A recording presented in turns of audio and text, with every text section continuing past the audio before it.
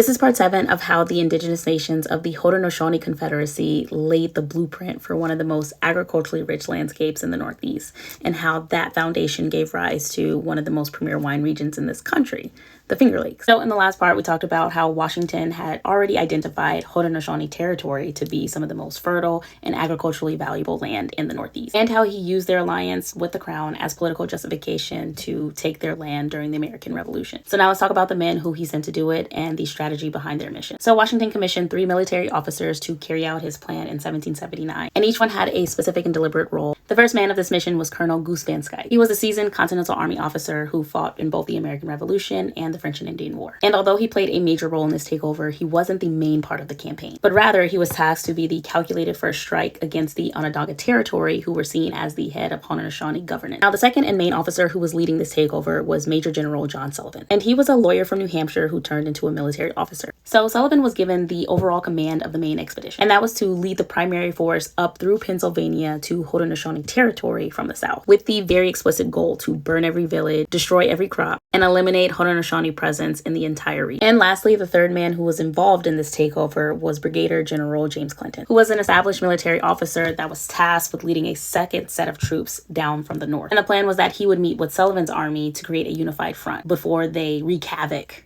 in the Finger Lakes. And together, Sullivan and Clinton would execute this coordinated 2-pronged military campaign, closing in on Haudenosaunee territory in both directions, leaving essentially no escape route. So these 3 men, Van Schaick, Clinton, and Sullivan, were the instruments in Washington's plan. Now, all that was left was to execute, but they still needed political justification to commit such an egregious act, and they got it by the time of July 1778.